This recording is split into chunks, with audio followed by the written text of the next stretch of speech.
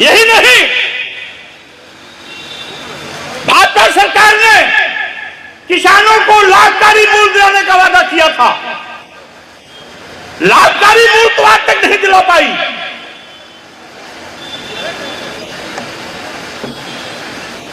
न्यूनतम समर्थन मूल्य की मांग को लेकर जब किसानों ने दिल्ली में धरना दिया तो किसानों पर बर्बर तरीके से लाठियां भाजी गई, उनके रास्ते में कील कांटे बिछाए गए, उन पर आंसू गैस छोड़े गए, रबर की बुलेट दागी गई, सैकड़ों लोग हताहत हुए। लेकिन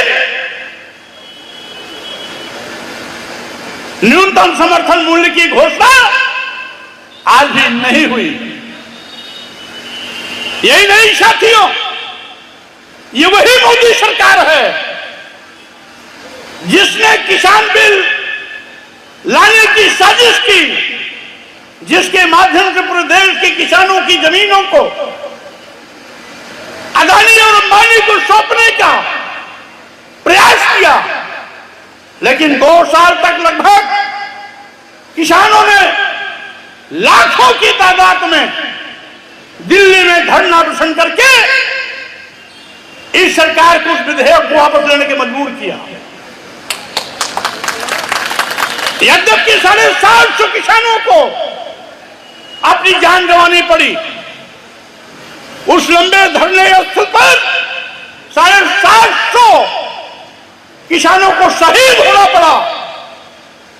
लेकिन हम उन किसानों की शहादत को नमन करते हैं जिन्होंने अपनी शहादत दे करके करोड़ों करोड़ों किसानों की जमीन को बचाने का काम किया। ऐसे किसानों को हम श्रद्धा सुमन अर्पित करते हैं। साथियों, यही नहीं,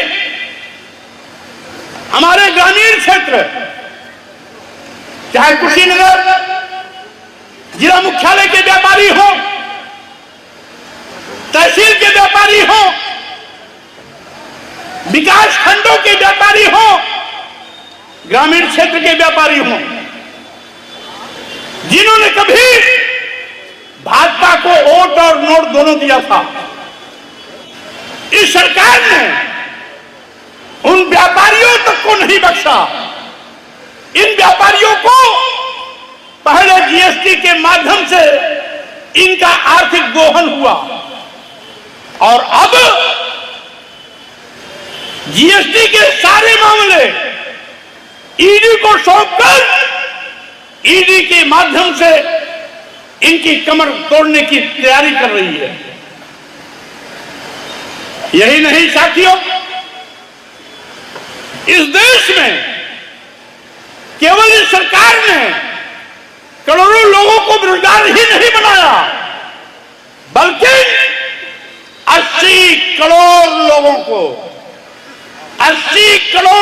को इस सरकार ने गरीब बनाया, मजलूम बनाया, जिनकी जिंदगी 5 किलो 10 किलो चावल पर आकर अटक गई। 5 किलो 10 किलो चावल किसको मिलता है? जिसके पास खेती के लिए जमीन नहीं है, जिसके पास कोई रोजगार काम धंधा नहीं है, जिसके पास सरकारी नौकरी नहीं है। ऐसे देश के 80 करोड़ हमारे भाई बहन 5 किलो 10 किलो चावल के लिए लाइन लगाने के लिए मजबूर होते हैं। आखिर बताइए, जो 5 किलो 10 किलो चावल पर अपनी पूरी जिंदगी बिताएगा, वो अपने बच्चों को पढ़ाएगा कहां से? अपने बच्चों को कपड़ा कहां से पहनाएगा? अपने बच्चों को विश्वविद्यालय कहां से भेजेगा? अपने बच्चों को सरकारी ओहदेदार कहां से बनाएगा? यानी इस सरकार ने 80 करोड़ लोगों को गरीब बनाने का पाप किया। साथियों, मैं कहना चाहता हूं, आज इस देश में सरकारी विभाग बेचे जा रहे हैं, सरकारी विभाग बेचे जा रहे हैं। हमारे नौजवान जो इस उम्मीद पाले हैं कि अभी नहीं तो आगे चलकर कभी तो सरकारी नौकरी मिलेगी, जिन विभागों में नौजवानों को सरकारी नौकरियां मिलने की उम्मीदें थी, इस निकम्मी सरकार ने उन विभागों को भी बेचने का पाप किया है। आप जानते हैं भाजपा सरकार ने देश के सभी बंदरगाह बेच दिए, सभी एयरपोर्ट बेच दिए, एयर इंडिया बेच दिया और सारे रेलवे स्टेशन बेच दिए, कई दर्जन ट्रेनें बेच दी, यहां तक कि LIC जैसी बड़ी संस्था अदानी को दे दिया। यही नहीं, मोदी सरकार ने